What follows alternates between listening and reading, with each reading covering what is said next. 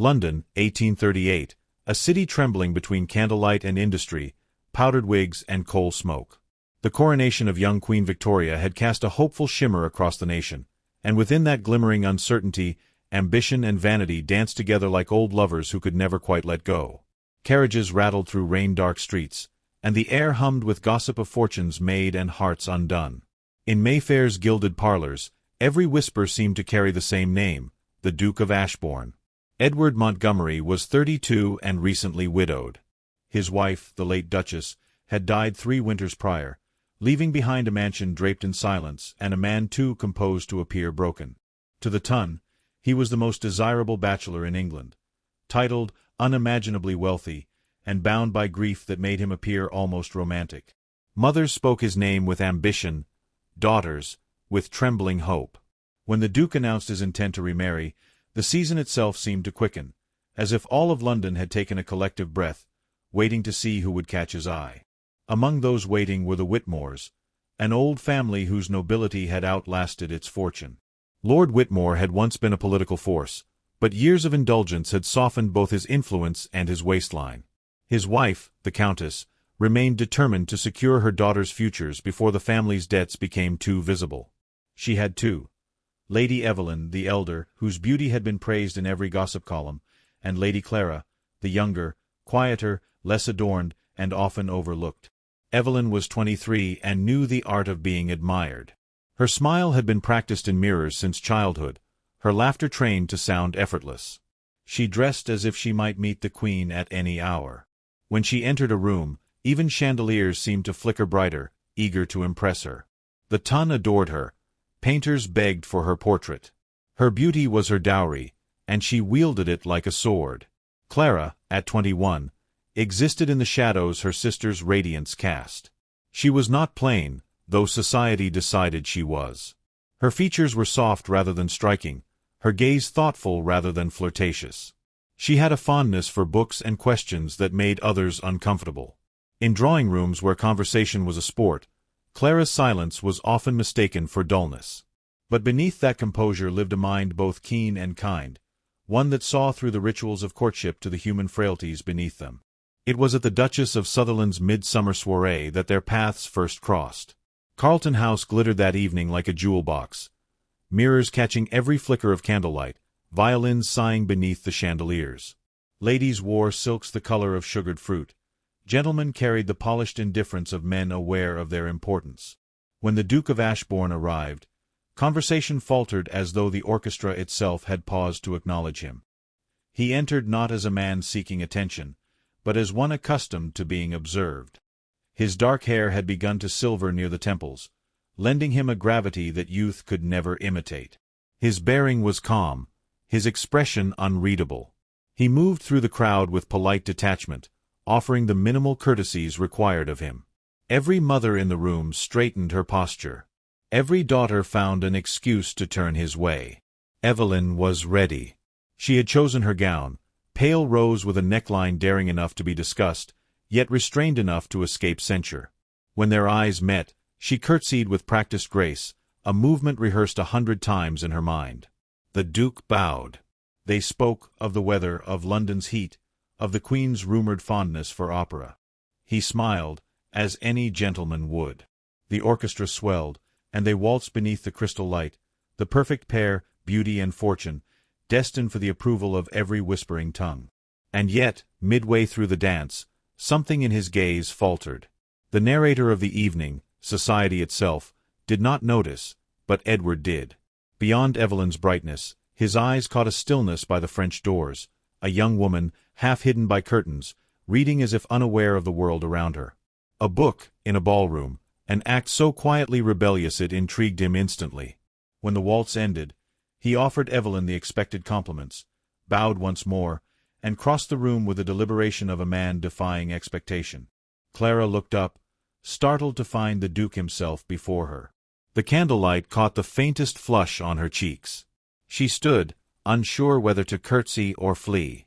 "I fear my presence has interrupted your solitude," he said, his voice low, steady. She closed the book carefully. "Not solitude, your grace, reflection. Solitude is chosen. Reflection often finds us uninvited. The reply surprised him. Her tone was gentle, but her words carried thought. Most ladies he knew spoke in adornments, phrases polished for charm, not meaning. He smiled faintly.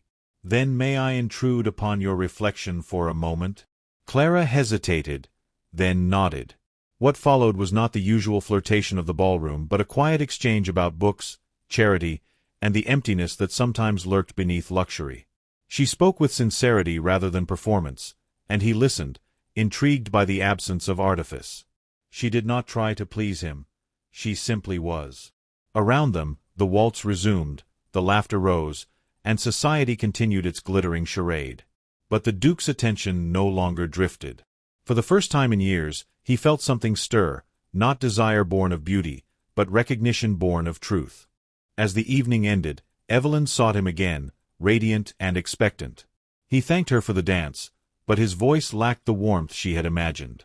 When the Whitmore carriage arrived, Clara quietly followed her sister out. Evelyn chattered about compliments and glances, unaware that her sister's silence carried something delicate and dangerous, the first tremor of being seen. The next morning, London awoke to a new rumor. At White's and Brooks's, gentlemen spoke of the Duke's peculiar interest in the younger Whitmore sister. At tea tables, fans fluttered in disbelief. The Countess dismissed it as nonsense, insisting that Clara had neither the looks nor the charm to catch such a man's attention. Yet even she began to notice the way her daughter's thoughts seemed elsewhere, distant, uncertain, glowing faintly with something like hope. Within a week, invitations arrived for both sisters to attend a garden party at Ashborne House. Evelyn was certain it was for her.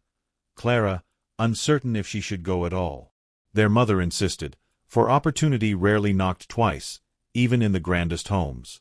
That evening, as Clara prepared, she paused before her mirror. Her reflection looked the same: modest gown, unadorned hair, no trace of the glitter her sister commanded so easily. Yet beneath the surface, something within her had shifted. A thought lingered, quiet but persistent. Perhaps beauty was not what others saw, but what truth revealed. The carriages rolled into the night, carrying them toward fate's slow unraveling. In the glow of street lamps, the city murmured, gossiping, expectant, blind to the small miracle already in motion. For the first time in her life, Lady Clara Whitmore was not invisible. And somewhere behind the tall windows of Ashborne House, a man of great wealth and greater sorrow awaited the one woman who had dared to meet his gaze without fear of being seen. Rain swept across the gardens of Ashborne House like a whispered warning. The afternoon sky had dulled to pewter, and droplets slid down the tall windows where roses pressed their faces against the glass. Inside, the Duke waited in the drawing-room, one hand resting against the carved mantel, the other loosely holding a letter he had read a dozen times. It was an invitation he himself had sent, to the Whitmore sisters. The decision had not been made lightly, nor without consequence. Society had already begun to hum with speculation, yet Edward Montgomery had long ceased to care for the applause of shallow hearts.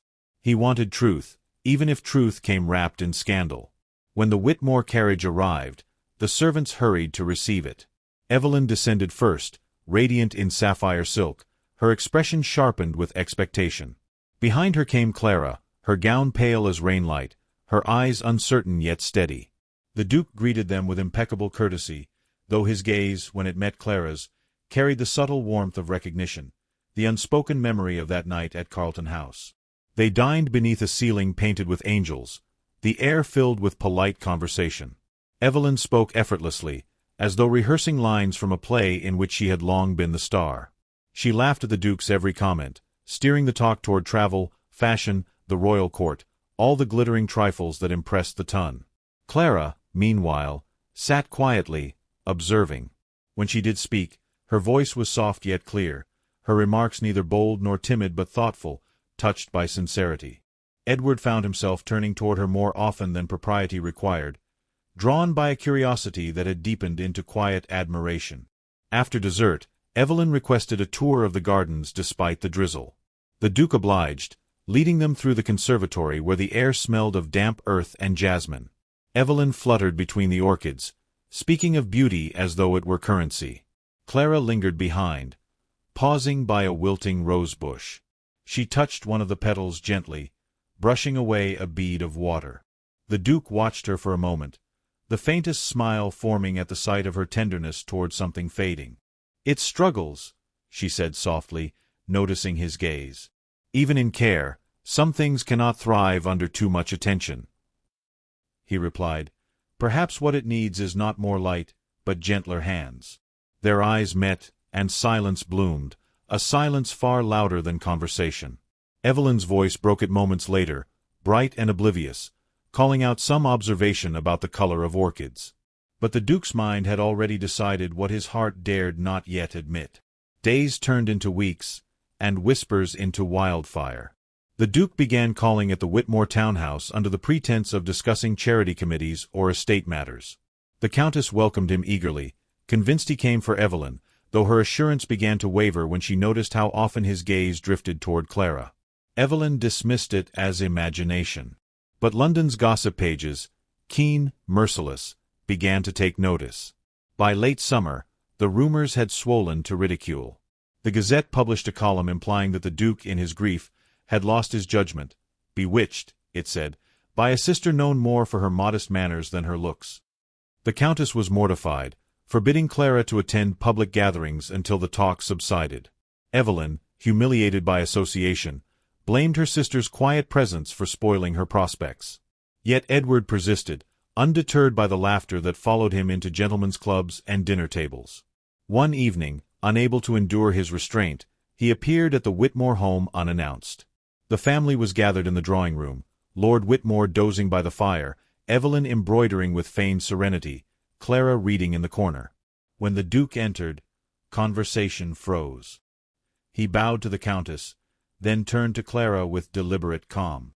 "I must ask your forgiveness, Lady Whitmore," he began. "My visits have caused you inconvenience. I did not intend for gossip to harm your family." The Countess smiled too quickly. "Nonsense, Your Grace. Society thrives on such chatter. It means nothing." "On the contrary," he said quietly, "it means everything when it wounds the innocent." His gaze softened as it met Clara's.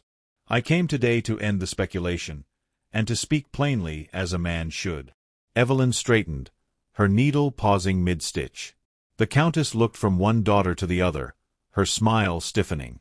Clara's pulse quickened, though she forced her hands to remain still on her lap. Edward continued, his tone measured yet resolute. "Lady Clara, I have found in you a gentleness that does not waver under ridicule, and a strength disguised as humility. If you would honor me, I ask for your hand in marriage." The words hung in the air like a thunderclap. For a moment, no one breathed. The Countess rose, her composure fracturing. "Your Grace," she stammered, "you cannot mean, surely you intend Lady Evelyn." "I intend," he said firmly, "only what I have spoken." Evelyn's face drained of color. She stood abruptly, the embroidery falling from her lap. "You choose her." Her voice trembled between disbelief and fury. "The plain sister? The one no one even notices?" Clara's heart ached at the cruelty in her tone. "Evelyn, please. Do not speak to me," she cried, turning away. "You have taken what was meant for me. You've made a mockery of us all." The Countess attempted composure, though her eyes glittered with rage. "Your Grace, perhaps a private conversation would be best." "There will be no reconsideration," he said. "My decision is final." Clara's throat tightened. "Your Grace," she whispered, "if you do this, you will lose their favor, the invitations, the alliances." "I have lost nothing worth keeping," he said. "I would rather be the subject of their laughter than their lies." The Countess collapsed into her chair, covering her face. Evelyn fled the room, the door slamming behind her. Only Clara remained standing, pale and shaken, unable to understand how love could arrive so swiftly yet carry such ruin in its wake. That night, London learned of the engagement. By morning, every newspaper had printed the headline. Some mocked the Duke's choice, others pitied him. In parlors and clubs, laughter rippled, the absurdity of a powerful man marrying for affection rather than appearance. Invitations vanished. Hostesses rescinded theirs with false apologies. Clara bore it quietly, her dignity her only defense. She endured the whispers, the pointed stares, the cruel laughter of acquaintances who once ignored her entirely. Evelyn's bitterness deepened, her mother's reproaches sharpened, yet Clara neither wept nor protested. She understood that love, if real, must survive indignity. On the day of the wedding, the chapel was half empty. Rain fell again, gentle and persistent, drumming against the stained glass. As Clara walked down the aisle, her gown simple and her expression calm, the Duke's eyes never left her. When he spoke his vow, it carried the clarity of conviction, a quiet rebellion against a world that measured worth by beauty. Outside, carriages rolled away through wet streets, their wheels hissing like whispers fading into the fog. Inside, beneath the vaulted ceiling, a new chapter of scandal and devotion had begun. The crowd might laugh, the papers might jeer, but for the first time in years, Edward Montgomery's heart was unburdened. And beside him, Lady Clara, the sister the world had ignored, stood not as ornament, but as equal.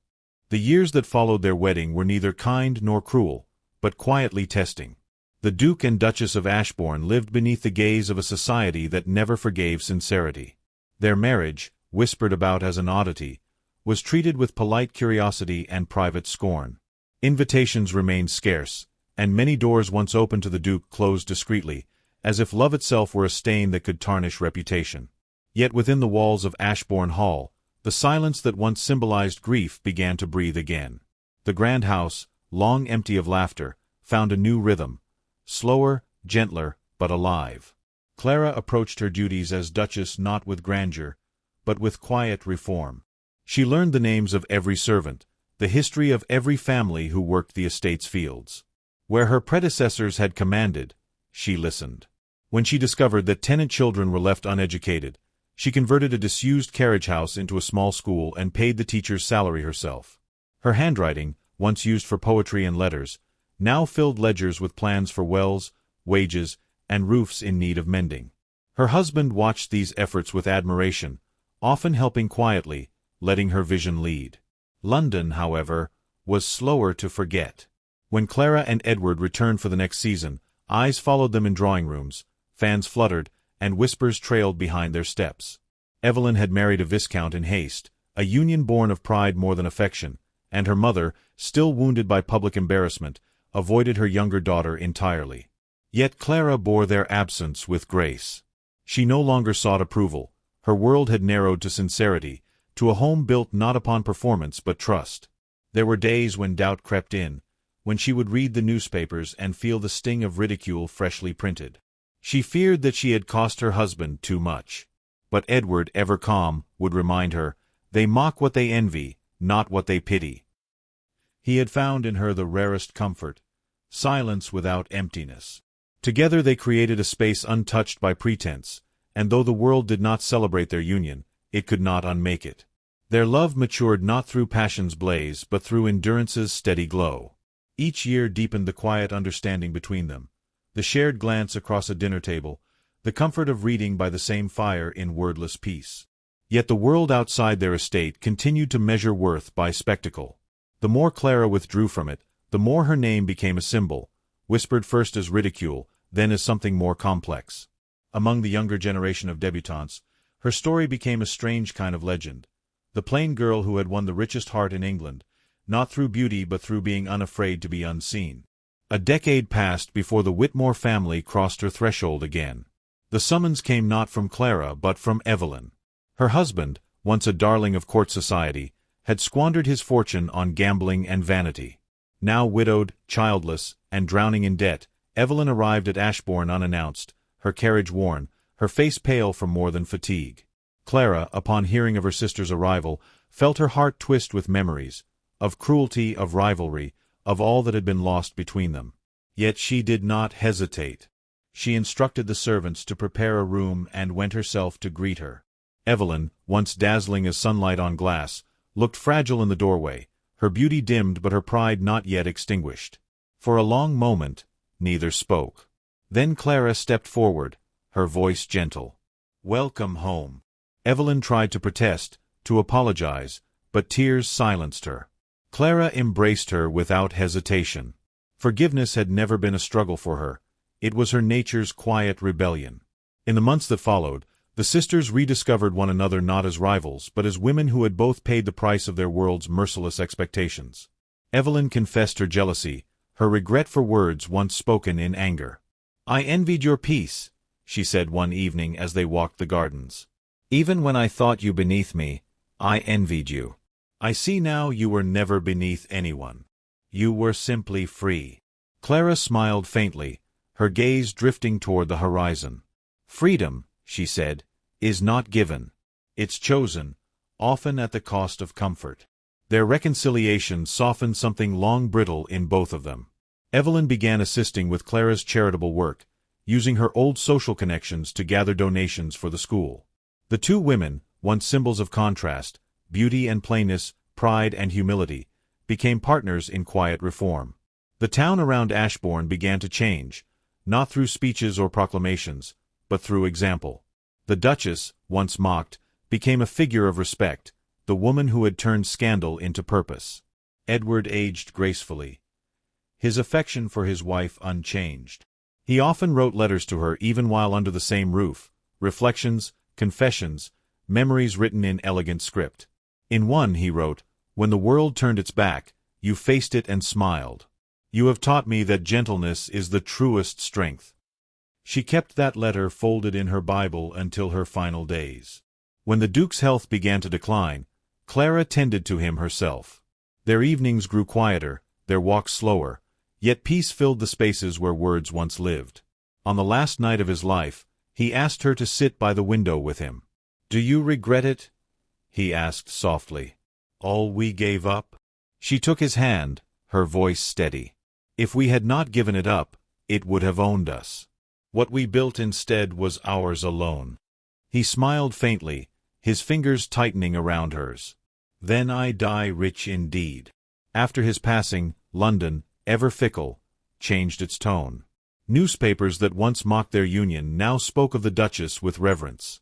She continued his work, expanding schools, improving living conditions for workers, ensuring the estate's prosperity served not only its owners but its people. The younger generation began to speak her name as a lesson, that quiet conviction could outlast ridicule, that kindness could rewrite legacy. Evelyn remained with her until the end. The sisters were often seen walking together through the gardens. The same paths that once witnessed their rivalry now lined with blooming roses. When Evelyn passed a few years later, Clara buried her beside the Duke beneath the old yew tree near the chapel. She visited them often, leaving fresh flowers even in winter. In her final years, Clara rarely ventured to London. She preferred the countryside, where the wind carried no gossip and the stars did not judge. Yet her influence reached far beyond her absence. Writers dedicated essays to her, painters captured her likeness, not as a beauty, but as serenity itself. She never sought to correct them. On a spring morning heavy with birdsong, the Duchess of Ashborne died peacefully in her sleep. Her will left half her fortune to education and charitable trusts. In one of her last letters, discovered by her housekeeper, she had written, "If I am remembered at all, let it not be for whom I married, but for how I loved, quietly, without condition." Years later, her portrait hung in the same halls where society's elite once laughed at her name. Visitors to Ashbourne Hall often paused before it. The woman with gentle eyes, neither plain nor striking, but possessing an expression of infinite calm. Beneath the painting, a brass plaque bore her husband's words, "She taught me that the heart's truest crown is unseen." And so her story outlived its scandal, outshone its gossip, and outlasted its time. In an age obsessed with appearance, she had dared to prove that grace was not in beauty's reflection, but in the courage to remain kind when the world turned cruel. The Tun had forgotten many names by then, but not hers. For even in history's cold ink, the Duchess of Ashbourne remained, a quiet revolution written in the language of love.